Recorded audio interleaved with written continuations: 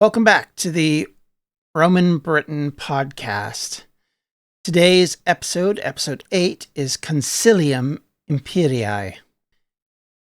As we approach the actual invasion, we want to give a little bit more background on where we're at politically just before the invasion kicks off. What drives the final decision?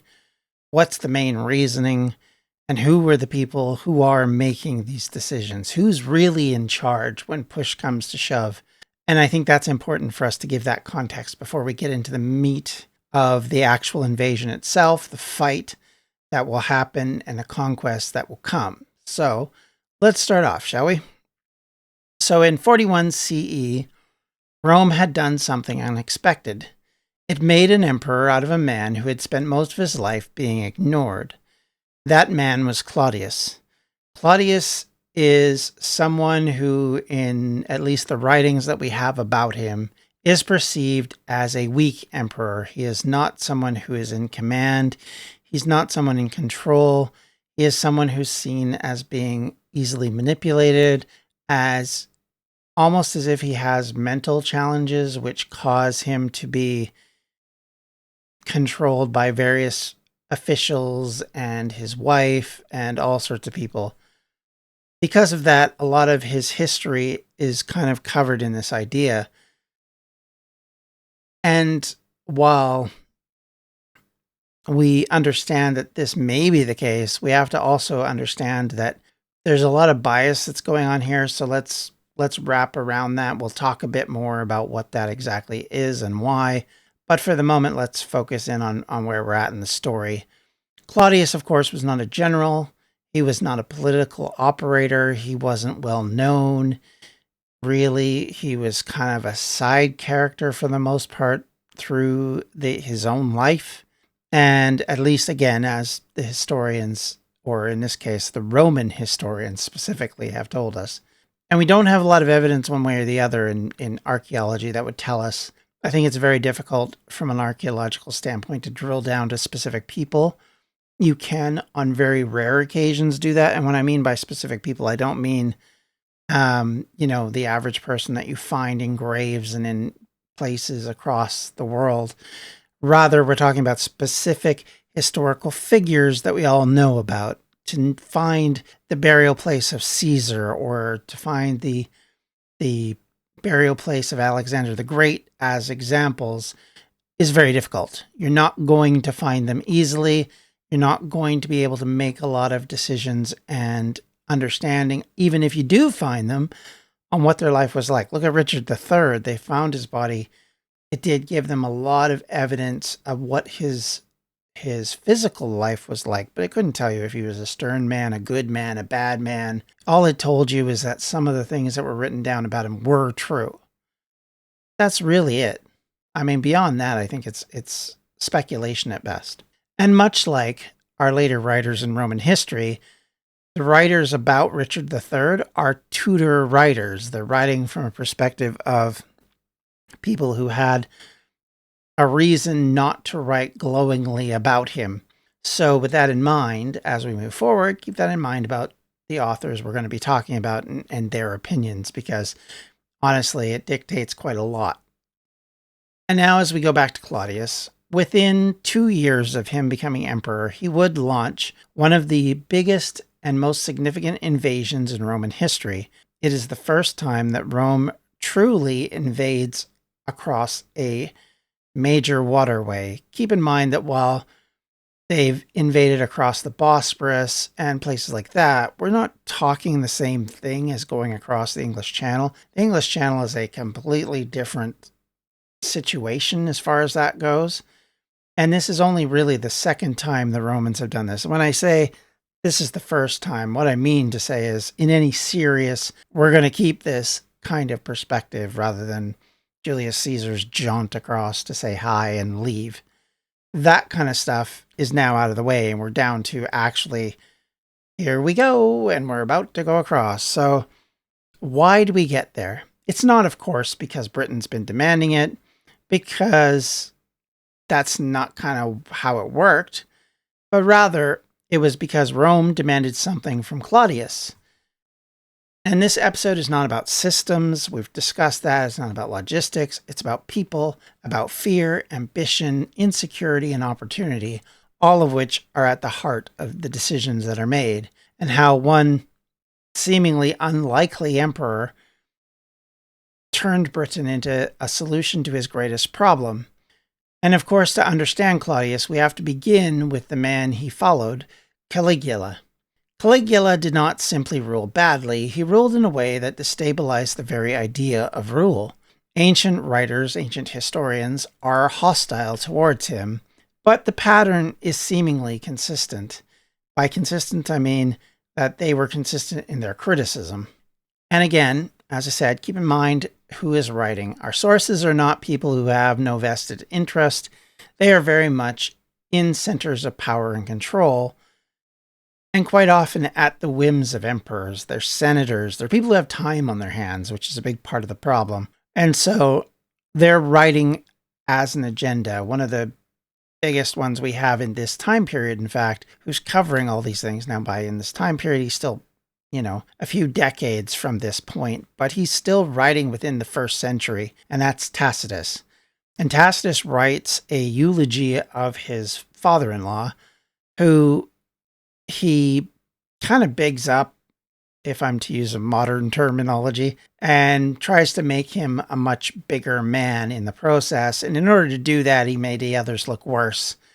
And he has to give reasons and understanding and set patterns of activity. So a lot of our understanding is going to be measured by people like him.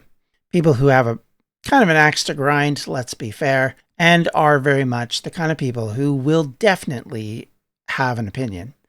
And their opinions will shape everything they want to do and say. All of that said, they are what we have, and we have to work with it. So it's fine. And the reality of it is, a lot of what we see in the overall shows that these writers aren't completely wrong. I mean, they did invade Britain. They did conquer most of it. They did run into trouble where they couldn't get any farther. They also ran into hostility in places like Wales, which they then had to tamp down. They did have a war with someone who will later be called Boudica, who did destroy at least one or two major civilization points for the Romans in Britain. All of that is actual evidence that we've been able to identify from an archaeological standpoint that goes along with the historical standpoint. So it's not like they're lying, is what I'm saying. They might exaggerate numbers, they might exaggerate figures, they might exaggerate what people are saying, put comments and content into people's mouths who never said nor expressed any of that. But they are who we have, so we want to use them because of that. So, of course, that's what we need to keep in mind. And of course, these men typically were senators. They were the kind of people who were humiliated. They'd been executed in unpredictable and unknown ways. Sometimes they're walking through the streets and various fanboys go and beat them up. Other times they're just dragged out of their seats at the Senate and, castigated or beaten or all sorts of fun things. They can be exiled and, in some drastic cases, executed over the whims of a particular monarch, or in this case, emperor. So it's something that you have to keep in mind. And authority at this point is way more personal than it is institutional. The emperor controls so much more than they would under normal circumstances, although I would argue that actually most of the emperors up until after the crisis of the 3rd century, that's kind of how they worked. I mean, they were at the head of everything. They made all the decisions. They fought all the wars. They led things from the front quite frequently. They would die quite frequently at these wars. But at the same time, they were a part of the overall structure. Claudius is kind of outside of that, and Nero will also be outside of that. But for the most part, that's kind of how it worked. Mostly once they get out of the Julio-Claudians, who were a whole different kind of level than the rest of them as far as the monarchy aspect of it. Cassius Dio, one of our ancient writers, describes the atmosphere in which no one at this point felt secure under Caligula. Of course, that matters, because Rome was not just governed by law, it was governed by expectation. When expectation collapses, power becomes fragile, people become scared, security becomes more important than freedom, and making sure that you and yours get rewarded and they and theirs get punished becomes a major side effect of this kind of environment. Not unfamiliar, one could argue. Even the army, the foundation of imperial authority, began to lose confidence. And in that environment, Britain appears again. Caligula assembled forces on the Channel coast as he had clearly Britain in mind, but his campaign never happened. Of course, we get a historically dubious, possibly incident, which is described by Suetonius, yet another one of our writers, who describes it as him, quotes, "He ordered them to gather shells as spoils of the ocean. He threatened and castigated the water. He, conquered the great ocean." And when we're talking about ocean, we're talking about the English Channel, but we're also talking about the god. And that was kind of how he walked away from it. Whether this is literal or, of course, exaggerated, the meaning would be clear. Caligula could imagine conquest, but he would not execute it. The idea of taking Britain was there, but the leadership was definitely not. And that was a big, big difference between what was happening before 41 CE and what happens afterwards. The system at that point breaks. Caligula becomes the first of the Julio-Claudians since Julius Caesar to be assassinated, not by foreign enemies, not in battle, but by rather his own Praetorian guards. Praetorian guards become a major factor in a lot of this throughout the centuries because of their closeness to Caesar, Augustus, or to whomever's in charge. They have become very powerful. They are basically players in, as it's sometimes called, the great game of politics. And so whenever they feel slighted, whenever their pay is cut, whenever there are problems that they feel this figure is causing, they will step in on occasion to sort of take it out on him. The problem is once you kill the king, so to speak, what comes next? And this is where the problem starts, because as Cassio Dio describes it, the immediate aftermath after they killed him is confusion and fear. Senators were debating about restoring the republic, and no one really knew who was in charge because they didn't have anybody in charge at that point. This was a dangerous moment in the empirical life of Rome, because once an emperor can be removed, the question becomes simple: who decides who replaces him? And who is seen as having the power to even do that? Of course, the answer at this point, and it would be the answer for pretty much the remainder of the Roman imperial life, is that the army had the control, and the army had the ability, the power, and more importantly, the control to force their own leadership. And that meant that they, as often it's described, found Claudius cowering behind a curtain, hiding away for fear that he would be next, and instead he's raised up as the new emperor, much to the shock and maybe chagrin of quite a number of people, and all of a sudden this, in quotes, buffoon is now in charge of the world as they would foresee it. Of course, Claudius's rise is somewhat unbelievable. According to Suetonius, as I said, he was found hiding in the palace, discovered by a soldier, and proclaimed emperor on the spot. Quote, "He was dragged from his hiding place and hailed as emperor," end quote. Whether embellished or not, the symbolism is powerful. Claudius did not seize power, power found him. But that created an immediate problem. He owed his position not to the Senate, not to the people, not even to tradition, but rather to the Praetorian Guard who put him in that spot.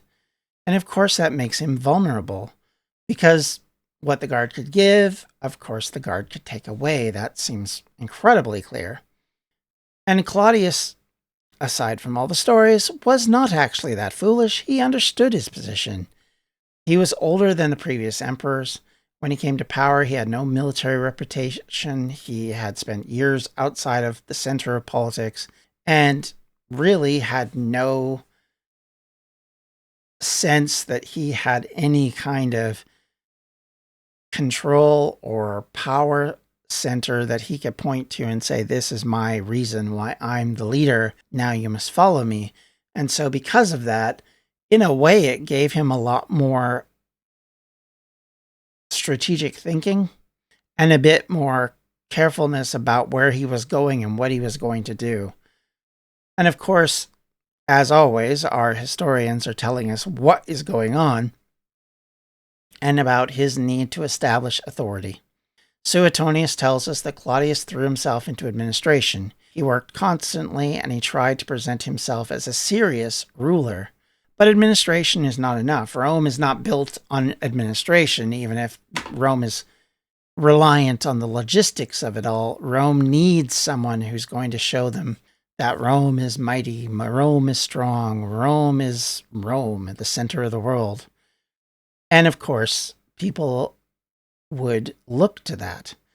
Rome needed to be respected. It needed achievement. And in Rome, the highest form of achievement, of course, was victory. Triumphs were the center of most imperial, and even going back to the Republic, most of the ways you showed authority, you showed power, you showed majesty.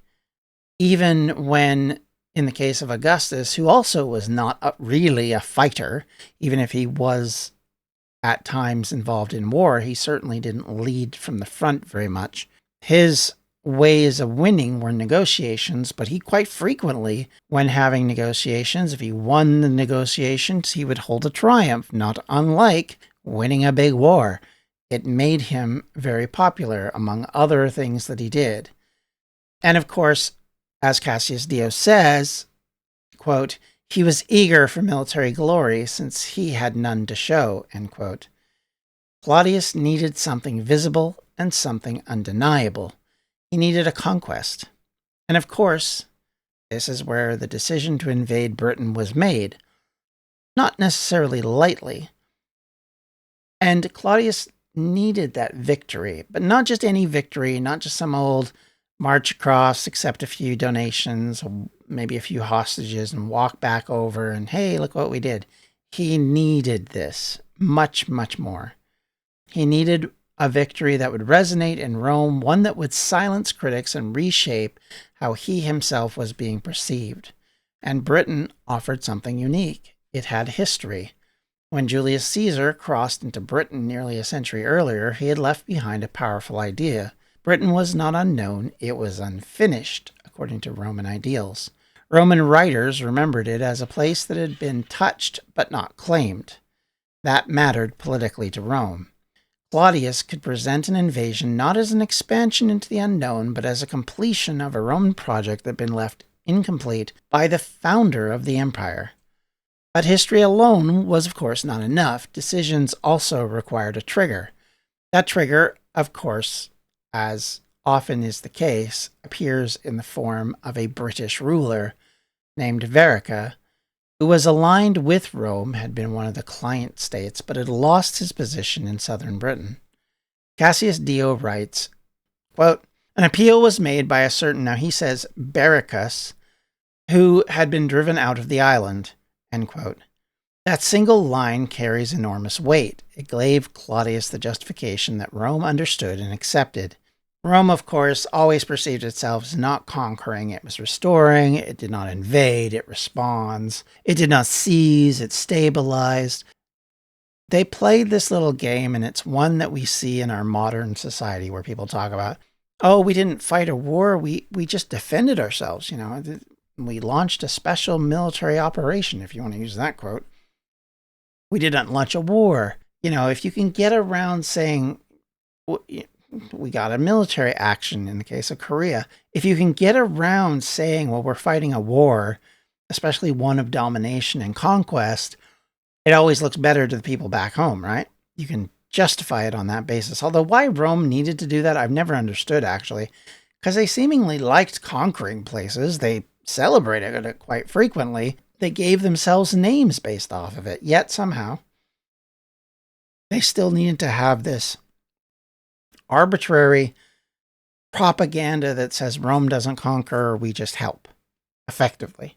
And of course, this was conquest. Of course, it was expansion, but it was framed in a way that made it palatable. But behind all of that was a calculation.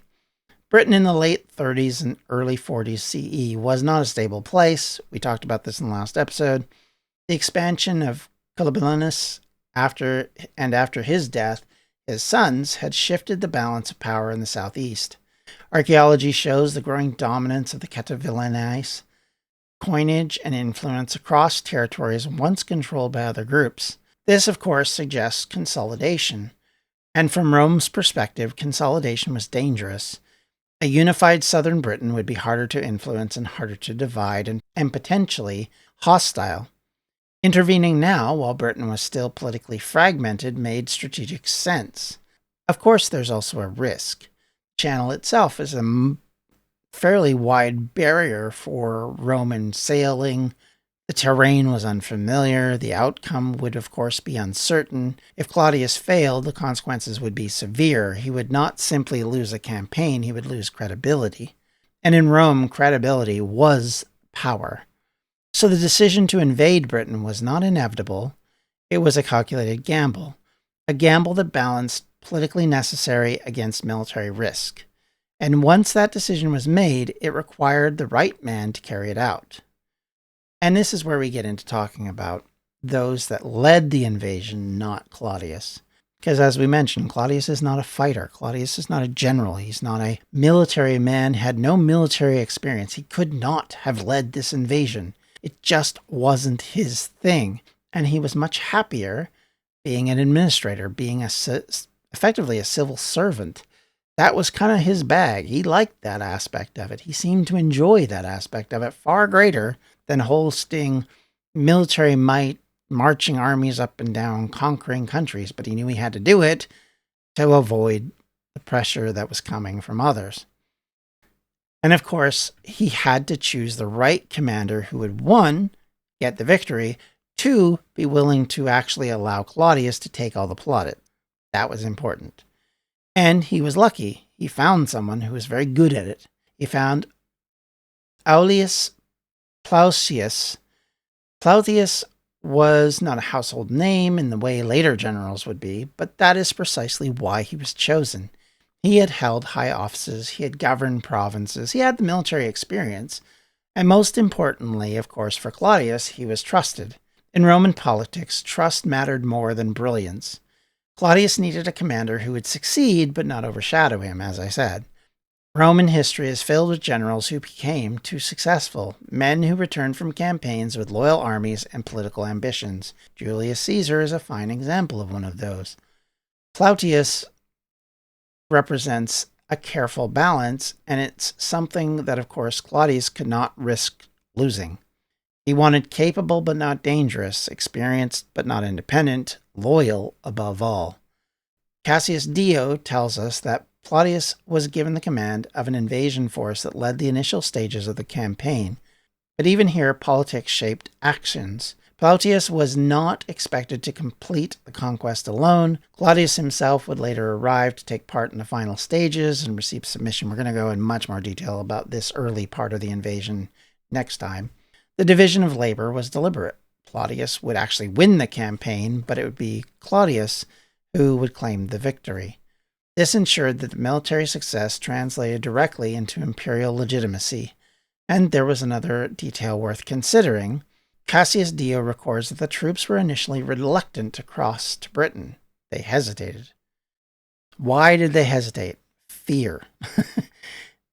Crossing a great body of water was difficult in this period, much as it would be for pretty much armies right up until the 1800s. And because of that, there was concern. I mean, even Julius Caesar had problems going across the first time round. It was not something that people were familiar with. It was effectively the unknown. And of course, that idea of unknown and lack of safety, relying upon the gods effectively to make sure you have safe passage, carried a lot of psychological weight that would cause troops to buckle under the weight of that expectation quite frequently. And of course, it was up to Claudius to manage this. He was not just commanding troops, he was convincing them to step into uncertainty. This is where Roman discipline and structure mattered. Once the decision was made, hesitation could not be allowed to continue. The army moved because it had to. Claudius' position depended on it, and Rome was committed. And in Rome, once commitment was made, withdrawals were rarely an option. Now, step behind the decision and look at the tools that would carry it out. A Roman legion was not just a group of soldiers. It was a system. We've talked a little bit about this in episode 6. Each legion was divided into cohorts. Each cohort into centuries. Each unit had officers, standards, and defined responsibilities. Discipline was absolute. Vegetus writes, quote, "The strength of the Roman army lay not so much in numbers, but as in discipline," end quote. Soldiers trained constantly. They built camps every night. They marched in formation. They followed orders without hesitation, and that was the expectation. But the legions were not the only part of the force. Auxiliaries, troops that were not considered part of the Roman army, quite frequently made up of non-Roman citizens, added a flexibility. They would have cavalry from Gaul, archers from the eastern part of the empire, specialist troops adapted to terrain and tactics so that they could hit at every level and in every way possible. Keep in mind, not every battle is going to be fought with square Roman troops marching with their shields up and their gladiuses in hand. They're also going to be fighting massive pitched battles across mountains and streams and all sorts of weird and wonderful locations, all of which cannot be fought just strictly with the usual idea of a Roman soldier in the 1st century AD or CE. Tacitus later noted how important auxiliaries were in Britain, especially in the difficult landscapes. This was not an army learning as it went. This was an army designed to function anywhere. And of course, the invasion always demands more than soldiers. It demands coordination. Ships had to be assembled, supplies gathered, routes planned, and all of it had to come together well. The channel was not a minor obstacle, it was a barrier. Weather, tides, and timing all mattered. This was not Caesar's hurried expedition. This was an organized, massed invasion. Claudius Dio suggests that troops were initially reluctant to cross, as we mentioned. That detail, of course, is revealing because even Roman soldiers understood that Britain was different. The crossing the channel meant leaving what they considered to be the known world. But once committed, the operation moved forward because at this point it had to. And, of course, Claudius was not there to begin the invasion, but he made sure to finish it. After initial success, he would travel to Britain. As Suetonius puts it, quote, "He crossed over to Britain and received the surrender of the kings," end quote. This was not about strategy. This was always about theater. It was about Claudius being seen as the conqueror. And again, we're going to go much more into this as we go ahead. He, of course, returned to Rome, celebrated a triumph, his authority now no longer in question because he had won this great victory and had done what was required of him at the bare minimum. And much like his ancestor of a sort, Augustus, was able to brag about it and then go back to doing what he was really wanting to do.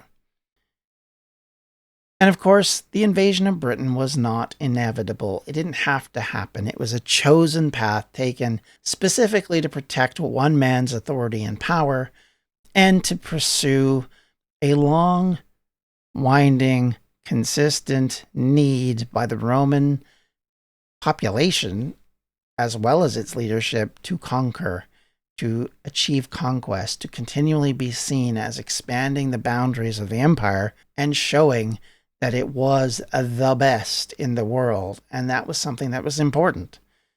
And all of that meant that it would fight the political instability of the time.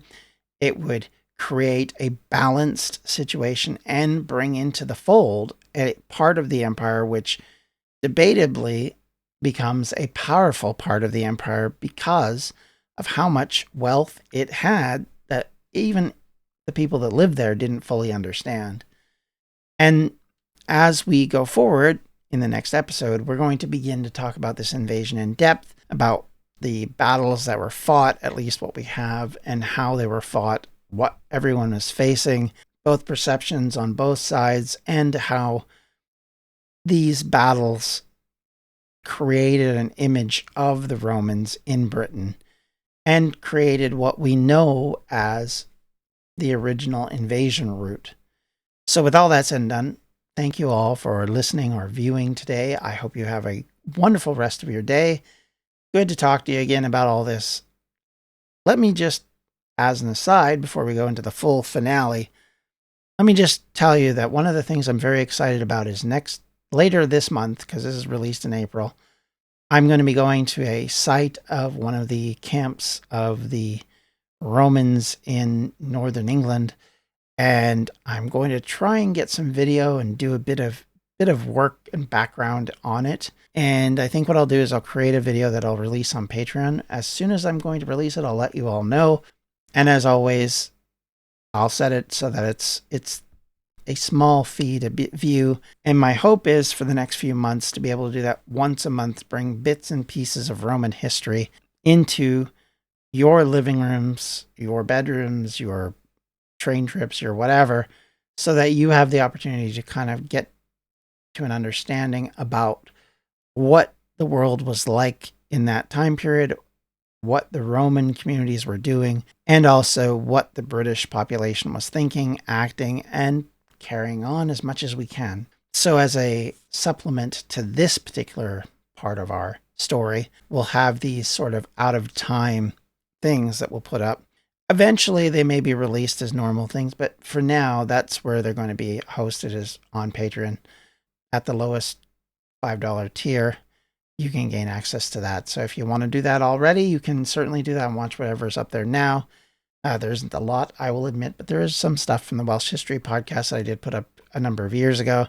And as I said, that's the plan going forward, is to have something on a monthly basis, hopefully, that I can release that talks about all these things, that gives you insight into some of it, as well as showing you some of the different things that we do have that we've found across Britain that'll give us even more context. With all that said and done, thank you once again.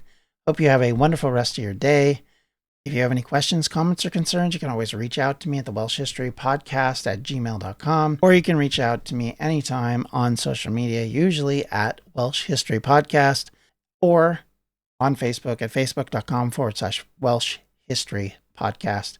Should say, correction, at Welsh History Pod. I hope I said that right, but if I didn't, that's the correction. And with all that, thank you all once again. Have yourselves a great rest of your day, and we'll talk to you later. Bye-bye.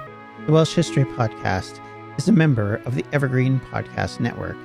To find more information about them, please follow them at evergreenpodcastnetwork.com. Thank you for listening. Have a great day.